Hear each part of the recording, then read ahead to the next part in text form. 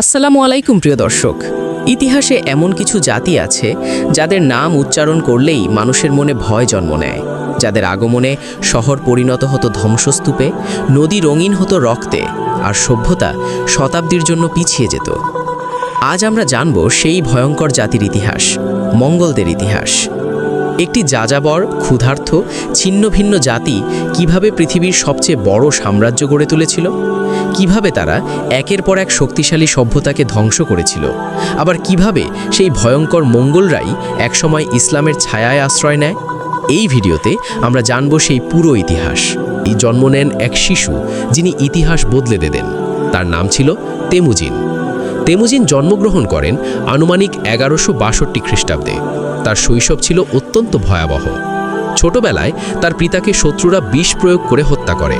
এরপর তেমুজিন ও তার পরিবার গোত্র থেকে বিতাড়িত হয়। খাবারের জন্য তারা বনের শিকড় খেতেন, ক্ষুধায় দিন কাটাতেন। এই কঠিন জীবন তেমুজিনকে দুর্বল করেনি, বরং তাকে বানিয়েছে কঠিন পাথরের মতো। কৈশোর বয়সেই তেমুজিন বুঝে যান বাঁচতে হলে শক্তিশালী হতে হবে। একে একে তিনি নিজের শত্রুদের পরাজিত করেন, বন্ধু বানান, আবার বিশ্বাসঘাতকদের নির্মমভাবে শাস্তি দেন। ধীরে ধীরে তিনি মঙ্গোলিয়ার গোত্রগুলোকে একত্রিত করতে শুরু করেন, কেউ শক্তিতে, কেউ কৌশলে, আবার কেউ ভয়ে।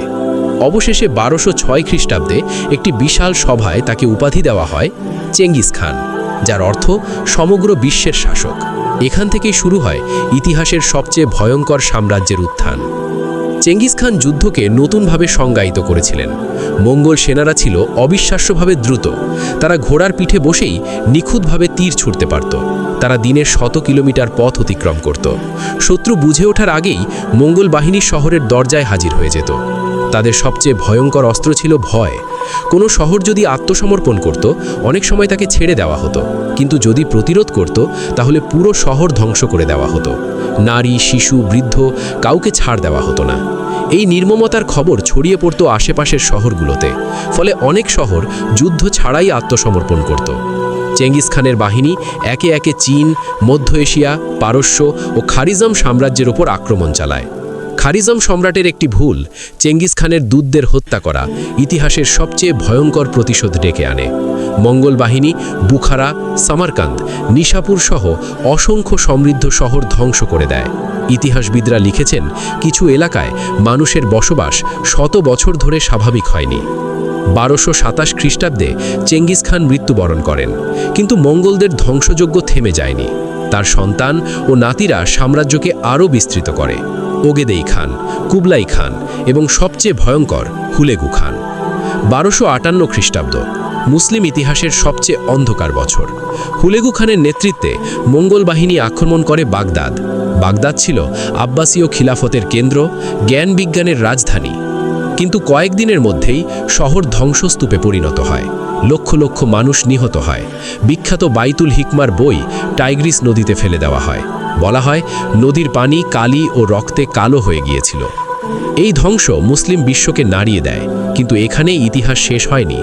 1260 খ্রিস্টাব্দে ফিলিস্তিনের আইন জালুত নামক স্থানে মিশরের মামলুক বাহিনী সুলতান কুতুজ ও বাইবার্সের নেতৃত্বে মঙ্গলদের পরাজিত করে। এটি ছিল ইতিহাসে মঙ্গলদের প্রথম বড় পরাজয়। এখান থেকেই তাদের অজেয় ভাবমূর্তি ভেঙে যায়। সময় গড়ানোর সাথে সাথে এক বিস্ময়কর পরিবর্তন ঘটে। অনেক মঙ্গল শাসক ইসলাম গ্রহণ করেন। যারা একসময় মসজিদ ধ্বংস করেছিল, তারাই পরে মসজিদ নির্মাণ করে। বার্ক খান, গাজান খান সহ অনেক শাসক ইসলামী শরিয়া অনুযায়ী রাষ্ট্র পরিচালনা শুরু করেন। কিন্তু বিশাল সাম্রাজ্য বেশি দিন একসাথে টিকে থাকতে পারেনি। অভ্যন্তরীণ দ্বন্দ্ব, ক্ষমতার লড়াই আর দুর্বল শাসনের কারণে মঙ্গল সাম্রাজ্য 4 ভাগে বিভক্ত হয়ে পড়ে। ধীরে ধীরে ইতিহাসের মঞ্চ থেকে তারা হারিয়ে যায়। মঙ্গলদের ইতিহাস আমাদের শেখায় যে ঐক্য মানুষকে অপ্রতিরোধ করতে পারে, কিন্তু নিষ্ঠুরতা কখনো স্থায়ী সম্মান নেয় না। আল্লাহ চাইলে সবচেয়ে ভয়ঙ্কর জাতিকেও হেদায়েত দিতে পারেন। ইতিহাস শুধু ধ্বংসের গল্প নয়, ইতিহাস শিক্ষা দেয়। মঙ্গলরা ছিল এক সময়ের আতঙ্ক, কিন্তু আজ তারা ইতিহাসের একটি অধ্যায় মাত্র। ভিডিওটি যদি ভালো লেগে থাকে তাহলে অবশ্যই লাইক দিন, কমেন্ট করুন এবং এমন আরও ইতিহাস ভিত্তিক ইসলামিক ডকুমেন্টারি পেতে আমাদের চ্যানেলটি সাবস্ক্রাইব করুন। আল্লাহ হাফেজ।